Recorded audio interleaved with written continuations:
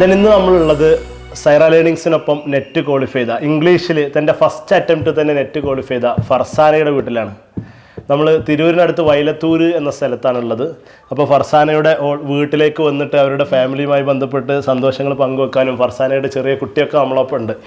അപ്പോൾ എന്തൊക്കെയായിരുന്നു ഈ ഒരു നെറ്റ് യാത്രയിൽ ഫർസാനയുടെ പ്രിപ്പറേഷനിൽ തുണയായത് എന്തൊക്കെയായിരുന്നു, അതോടൊപ്പം എന്തായിരുന്നു അവരുടെ സ്ട്രാറ്റജി എന്നതൊക്കെ അറിയാൻ വേണ്ടിയാണ്, ഫർസാനയോട് അതിനെക്കുറിച്ച് ചോദിക്കാൻ വേണ്ടിയാണ് നമ്മളിന്ന് വന്നിട്ടുള്ളത്. പ്രധാനമായിട്ടും നമ്മളിപ്പോൾ ഒരുപാട് ഇത്തവണ നെറ്റ് 300-ലേറെ നെറ്റും 50-ലേറെ JRF ഒക്കെ ടോട്ടലി സൈറിൽ നിന്ന് ക്വാളിഫൈ ചെയ്തപ്പോൾ ഒരുപാട് ആളുകൾ നമ്മൾ നോക്കുന്നുണ്ട്. നമ്മളിൽ വിജയിക്കുന്ന ആളുകളുടെ സ്ട്രാറ്റജി എന്തായിരുന്നു എന്നുള്ളത്. നെറ്റ് എന്ന് പറയുന്ന ഒരു എക്സാം നമുക്കറിയാലോ, ഓൾ ഇന്ത്യ ലെവലിൽ എക്സാം എഴുതുന്നതിൽ 6% ആളുകൾ മാത്രമാണ് നെറ്റ് ക്വാളിഫൈ ചെയ്യുന്നത്.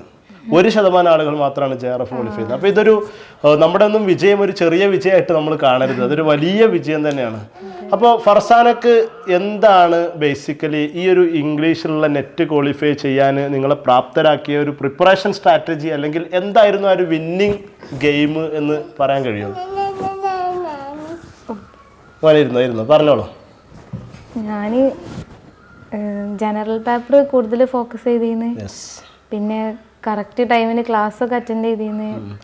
ജനറൽ പേപ്പർ ഫോക്കസ് ചെയ്തു എന്ന് പറഞ്ഞിട്ടാണ് ഫർസാന സ്റ്റാർട്ട് ചെയ്തത്. എന്തുകൊണ്ടാണ് ജനറൽ പേപ്പർ ഫോക്കസ് ചെയ്യണമെന്ന് തോന്നാൻ കാരണം? പൊതുവേ ഞാൻ എപ്പോഴും കുട്ടികളോട് പറയുന്ന ഒരു കാര്യം, 2 പേപ്പർ ഉണ്ട്. ഒന്നിൽ 100, നമ്മുടെ സബ്ജക്ട് പേപ്പർ 100 ക്വസ്റ്റ്യനും ജനറൽ പേപ്പർ 50 ക്വസ്റ്റ്യനുമാണ്. പക്ഷെ എല്ലാ കുട്ടികളും എക്സാമിനോട് അടുക്കുന്നതിനനുസരിച്ച് ജനറൽ പേപ്പറിനോടുള്ള ബന്ധം വിച്ഛേദിച്ച് മെയിൻ പേപ്പറിലേക്ക് ഫോക്കസ് ചെയ്യും. പക്ഷെ ജനറൽ പേപ്പറിൽ ഫോക്കസ് ചെയ്ത ആളുകളാണ് പ്രധാനമായിട്ടും റിസൾട്ട് കൊണ്ടുവന്നിട്ടുള്ളത്. എന്തുകൊണ്ടാണ് അങ്ങനെ ഫോക്കസ് ചെയ്യണമെന്ന് തോന്നാൻ കാരണം? ജനറൽ പേപ്പറിൽ നമുക്ക് ഒന്നും കൂടി മാർക്ക് കിട്ടിയാൽ, സാർ എപ്പോഴും പറയല്ലോ നെറ്റ് കിട്ടാനും JRF കിട്ടാനൊക്കെ ജനറൽ പേപ്പറിലാണ് കൂടുതൽ ഫോക്കസ് ചെയ്യണം എന്നുള്ള ഒരു ഇതാണ്. അതിന് എഡ്യൂക്കേറ്റ് ചെയ്യപ്പെട്ടതാണ് അല്ലേ? തീർച്ചയായും, വളരെ സന്തോഷം. അതായത് ഇതിൽ നമ്മൾ ജനറൽ പേപ്പറിൽ നിങ്ങൾ എങ്ങനെയായിരുന്നു ഫോക്കസ് ചെയ്തിരുന്നതെന്ന് പറയാൻ കഴിയും? സ്പെസിഫിക്കലി നമ്മുടെ ഒരു കാണുന്ന ആളുകൾക്ക് ക്ലാസ്സുകൾ കണ്ടു, ക്ലാസ്സുകൾ കാണായിരുന്നു, പിന്നെ ലൈവ് ക്ലാസ് അറ്റൻഡ് ചെയ്യുന്നു, നോട്ട്സ് ഒക്കെ ഒരുപാട് യൂസ്ഫുൾ ആയിരുന്നു, വളരെ യൂസ്ഫുൾ ആയ നോട്ട്സ് ആയിരുന്നു. ഓക്കെ, നല്ല ക്യാച്ച് ചെയ്യാൻ പറ്റുന്ന നോട്ട്സ്. അപ്പൊ സൈറയോടൊപ്പമുള്ള ഈ ഒരു യാത്രയിൽ സന്തോഷം തന്നെയാണ് ഫർസാനക്ക്? ഒരുപാട് സന്തോഷം. ഓക്കെ, നമ്മൾ മെയിനായിട്ട് ഇതിൽ ഒരു പ്രധാനപ്പെട്ട കാര്യം ചോദിക്കാനുള്ളത്, പ്രീവിയസ് ഇയർ ക്വസ്റ്റ്യൻസുമായി ബന്ധപ്പെട്ട് ഞാൻ എപ്പോഴും പറയുന്ന ഒരു സംഭവമാണ് ക്വസ്റ്റ്യൻസ് ചെയ്യണം എന്നുള്ളത്. ഫർസാനക്ക് എങ്ങനെയായിരുന്നു? ക്വസ്റ്റ്യൻ പ്രിപ്പറേഷൻ ഉണ്ടായിരുന്നോ? ഉണ്ടായിട്ടില്ല അല്ലേ? ഞാൻ ക്വസ്റ്റ്യൻസ് അറ്റൻഡ് ചെയ്യുമ്പോൾ ഒന്നും എനിക്ക് പരിചയം കിട്ടുന്നില്ല. പൊതുവെ ഇത് പറയുമ്പോൾ ഞാൻ ആസ്പിറൻസിനോട് പറയാൻ ഉദ്ദേശിക്കുന്ന ഒരു കാര്യം, പൊതുവെ ഈ കോമ്പറ്റേറ്റീവ് എക്സാമുകൾ നമുക്ക് ഏറ്റവും മടുപ്പിക്കുന്ന ഒരു ഏരിയ എന്ന് പറയുന്നത് ഈ ക്വസ്റ്റ്യൻ പ്രിപ്പറേഷൻ ആണ്. കാരണം ക്വസ്റ്റ്യൻ പ്രിപ്പയർ ചെയ്യുമ്പോൾ പലപ്പോഴും നമുക്കൊന്നും കിട്ടാത്തതുപോലെ നമ്മളൊരു ശൂന്യത അനുഭവപ്പെടാറുണ്ട്. ആയി പോകുന്നുണ്ട്. പക്ഷെ നമ്മൾ നിരന്തരമായിട്ട് 5ഉം 6ഉം സെറ്റ് ഓഫ് ക്വസ്റ്റ്യൻസ് ചെയ്യുമ്പോഴാണ് പിന്നീട് നമ്മൾ റെഡി ആയിട്ട് വരും. പിന്നെ എന്നും ടെലഗ്രാമിൽ ഇങ്ങനെ വരുന്നല്ലോ പോൾ ക്വസ്റ്റ്യൻസ്, അതൊക്കെ അറ്റൻഡ് ചെയ്യുന്നു. അത് തന്നെയാണ് ക്വസ്റ്റ്യൻസ് അറ്റൻഡ് ചെയ്യാന്ന് പറഞ്ഞത്. അപ്പോൾ ഫർസാന അത് ചെയ്തിട്ടുണ്ട്. ഒന്നും കൂടി ക്വസ്റ്റ്യൻസ് കൂടുതൽ ചെയ്യുമായിരുന്നെങ്കിൽ, അല്ലെങ്കിൽ ചെയ്തിട്ടുണ്ടായിരുന്നെങ്കിൽ JRF ക്വാളിഫൈ ചെയ്യായിരുന്നു എന്ന് ഞാൻ പറയണത്. എന്തായാലും ഇപ്പോഴും നെറ്റിന്റെ ആ ഒരു ബോർഡർ ലൈനിലാണ് ഉള്ളത്. ഇനി JRFലേക്ക് നമുക്ക് മൂവ് ചെയ്യണം അല്ലേ? ഈ ഒരു 2025 ജൂൺ എക്സാം എഴുതുന്നുണ്ടോ? നോക്കണം, തീർച്ചയായും. അപ്പോൾ ഒരുപാട് ആളുകൾ ഒപ്പം JRFനൊക്കെ വേണ്ടിയുള്ള ലക്ഷ്യത്തിലുണ്ട്. സൈറയും നിങ്ങളുടെ കൂടെ ഉണ്ട്. ലാസ്റ്റ് ഞാൻ വൈൻഡ് അപ്പ് ചെയ്യാം. നമുക്ക് എങ്ങനെ ഉണ്ടായിരുന്നു സൈറയുടെ സപ്പോർട്ട്, അതുകൂടി ഒന്ന് പറയും. സൈറയാണ് കൂടെ ഉണ്ടായിരുന്നത് തന്നെ. പിന്നെ ടീച്ചേഴ്സ് ഡെയിലി മോട്ടിവേഷൻ ഇങ്ങനെ ഇടുന്നല്ലോ ഗ്രൂപ്പിലൊക്കെ.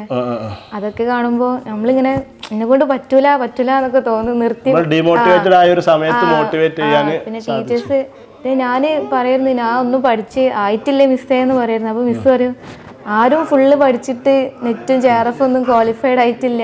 തീർച്ചയായും. അതുകൊണ്ട് ഞാൻ എക്സാം എഴുതാൻ തന്നെ തീരുമാനിച്ചത്. ഇത് ബേസിക്കലി ഇത് പറയുമ്പോൾ മൊത്തത്തിൽ നമ്മളിവിടെ വൈൻഡ് അപ്പ് ചെയ്യുക. അതായത് സിലബസ് കവർ ചെയ്യുക എന്നത് കോമ്പറ്റേറ്റീവ് എക്സാമുകളെ സംബന്ധിച്ച് ഒരു ഘടകം മാത്രമാണ്. അത് മാത്രമേ ഒരു ഘടകം നമുക്ക് പറയാൻ പറ്റില്ല. അതൊരു വലിയ ഘടകമെന്നും പറയാൻ പറ്റില്ല. ശരിക്കും പറഞ്ഞാൽ competitive exam has to be strategy. നമ്മൾ അതിന് പ്രിപ്പയർ ചെയ്യുന്ന സമയത്ത് കോമ്പറ്റേറ്റീവ് എക്സാമിൻ്റെതായ ഒരു സ്ട്രാറ്റജി നമുക്ക് ഉണ്ടാവണം. ആ സ്ട്രാറ്റജി എന്ന് പറഞ്ഞാൽ മുൻ വർഷങ്ങളിൽ വന്ന ചോദ്യങ്ങൾ, എവിടെയാണ് കൂടുതലായിട്ട് ഫോക്കസ് ചെയ്ത് വരുന്ന ചോദ്യങ്ങൾ, ഭാഗങ്ങൾ, ഇതൊക്കെ നമ്മൾ റിവിഷൻ നടത്തുക. ഇതൊക്കെ വളരെ ഇമ്പോർട്ടൻ്റ് ആയിട്ടുള്ള കാര്യങ്ങൾ. അങ്ങനെ തന്നെയാണ് അപ്പോൾ ഫർസാന ചെയ്തിരുന്നത്.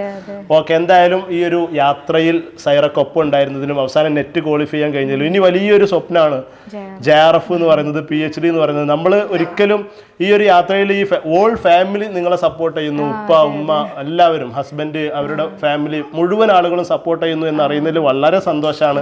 അവരൊക്കെയാണ് പലപ്പോഴും ഞാനെപ്പോഴും പറയാറുള്ളത്, നമ്മൾ സഹിക്കുന്നതിനേക്കാളും കൂടുതൽ അവരൊക്കെയാണ് ഈ യാത്രയിൽ നമ്മുടെ കൂടെ ഉണ്ടായിട്ടുണ്ടാവുക. ഒരു പക്ഷേ നമ്മളുടെ ഈ ഒരു കൊച്ചുമകന് 2-2.5 വയസ്സുള്ള മകൻ ഒരു പക്ഷേ നമ്മളുടെ ഈ ഒരു പഠനത്തിൽ അവർക്ക് പലതും മിസ്സായിട്ടുണ്ടാവും.